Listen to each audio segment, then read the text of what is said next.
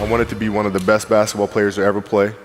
Anything else that was outside of that lane, I didn't have time for. I played games with the flu. I played games with 102-degree fever, man. This obstacle cannot define me. It's not going to cripple me. It's not going to be responsible for me stepping away for the game that I love. I'm going to step away on my own terms. Because when I retire, I didn't want to have to say, I wish I would have done more. I would watch Magic play, I'd watch Michael play, and I would see them do these unbelievable things, and I'd say, you know, can I get to that level? I don't know, but let's find out.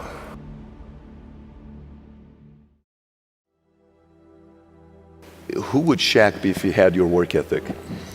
He'd be the greatest of all time. If Shaq had your work ethic, he'd be the greatest of all time. Greatest of all time by a mile. Sure. He'd be the first to tell you that, for sure. I mean, this guy was a force like I have never seen. I mean, it was crazy. You know, a guy at that size, generally guys at that size are a little timid and they don't want to be tall. They don't want to be big. Man, this dude he did not care. He was mean. He was nasty. He was competitive. He was vindictive. I mean, I wish he was in the gym. I would have had 12 rings. Yeah, because listen, I don't deal with people that don't commit at that level, but then act as if they do. I don't deal with that. I don't. You know, he would say, okay, Kobe's not throwing me the ball. And, you know, media would take it and run with it and all this sort of stuff. And I'm like, well, bruh, if you were in shape, by the time I run down on a fast break and run back and then run down, you're still coming down the first time, bruh. Like, what the hell do you want me to do? Right? So a lot of our contention came from that. And even though he was older, you were still confronting him. You didn't care. Oh, I didn't care, man. From listen, day one, bro. From day one. I knew for sure, Rick Fox, my teammates, they all thought I was absolutely crazy the day me and Shaq got in a fist fight.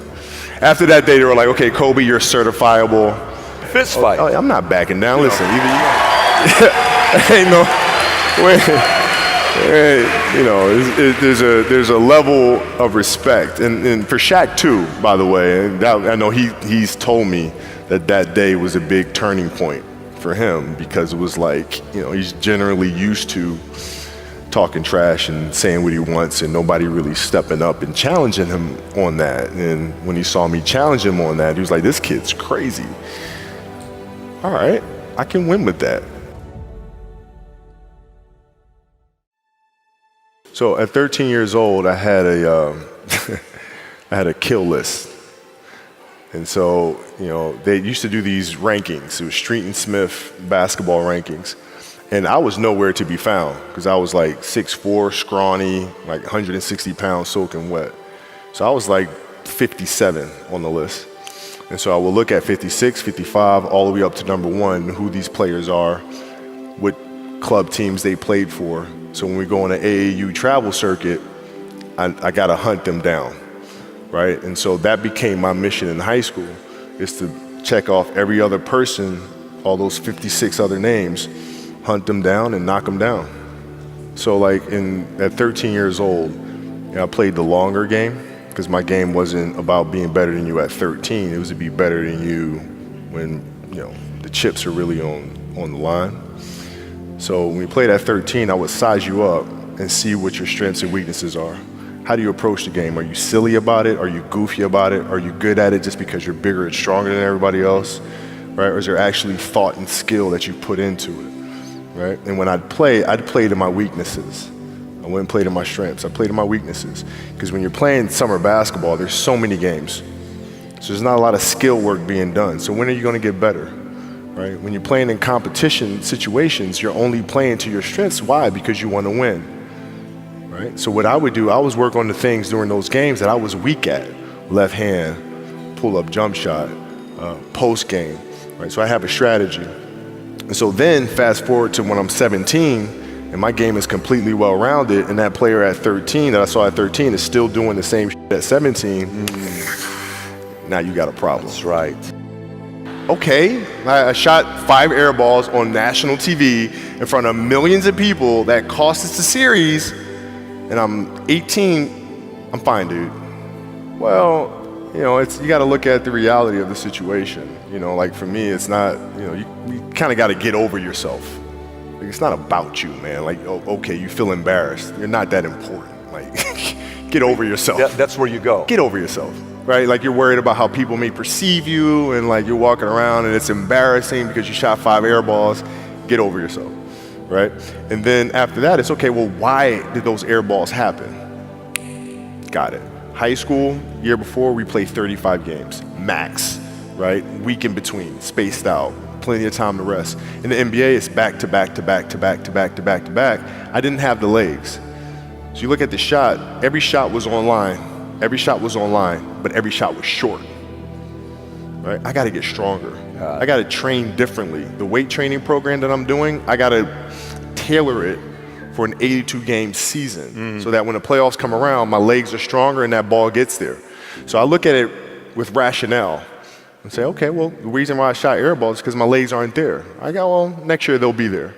That was it. Done.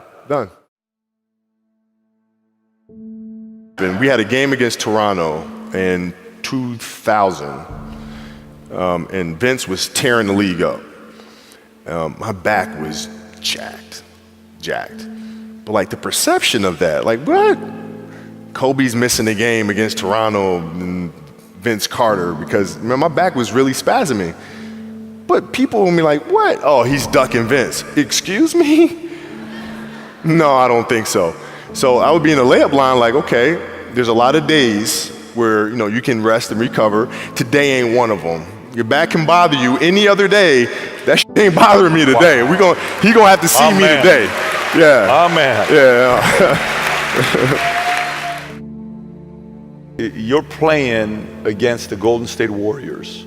Score is 107-109. You guys are close to getting into the playoffs. You know exactly what happens in the game. You go up, you're about to take your shot, and then all of a sudden, boom, Achilles happens, right? Friend of mine, Nima, he is here just to listen to. He played ball. And he told me, he says, Patrick, I don't think you understand. He says, when I tore my Achilles in high school, he says, 4 friends of mine dragged me to my hospital. I was crying from there straight to the hospital. He says, I have no clue how the hell this guy did it. He went and hit the free throws, and then you walked off the stage. Yeah. And then you got the surgery done. Yeah. How the hell do you tolerate that kind of pain? I use this. I tell this example, and I think this is the best way to explain it. You have a hamstring injury. You pull your hamstring really, really badly. You can barely walk, right? Let alone play anything, soccer, basketball, volleyball, whatever it is. You can't do anything. You're at home. All of a sudden, a fire breaks out in the home. Right? Your kids are upstairs. Wife is wherever she may be, it's going down, right?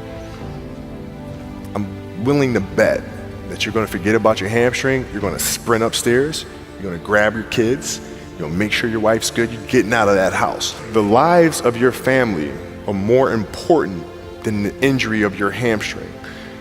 And so when the game is more important than the injury itself, you don't feel that. But you go into the locker room, and then one of the reporters comes up to you and he says to you, Kobe, are you convinced that they told you it's probably torn Achilles? They're gonna do an MRI. Are you pretty convinced that's what it is? And your answer is yeah. Then one of the reporters says, but if anyone is gonna get through this, it's probably you, right? You put your head down and you say, oh man, Dude, wow. Achilles were like the kiss of death for athletes. Like, yes. I don't know if I can do this. I don't know. There's so many factors. There's the surgery that has to take place. The surgery has to go well, right? And then it's a tendon. I'm not dealing with anything that's muscular or things that I can control. I can't control a tendon. You know what I'm saying? So like, I don't know. And then thinking about what that process of recovery is going to look like. It's a long one. Do I want to do that shit? I don't know if I want to do it. I don't know. So that was the hardest part. You don't know if you want to do it, or you don't know if you are going to be able to come back from it. Both. Oh, like, both I don't know of if I can do it. I don't know if I want to do it. Got it. I mean, it's a long, long Yes. process. But like, when I went in the trainer's room, my kids are in there, and you know they're looking at you and stuff, and I'm looking at them, and I'm like, you know, it's all right. Dad's gonna be all right. It'll be fine. It'll be all right. It'll be all right. It'll be all right. As a parent, you gotta set the example. You gotta set the example. This is another obstacle. This obstacle cannot define me. It's not gonna cripple me. It's not gonna be responsible for me stepping away for the game that I love. I'm gonna step away on my own terms. And that's when the decision was made that, you know what, I'm doing it. I'm doing it. You're a freaking beast, bro. Yeah, hey.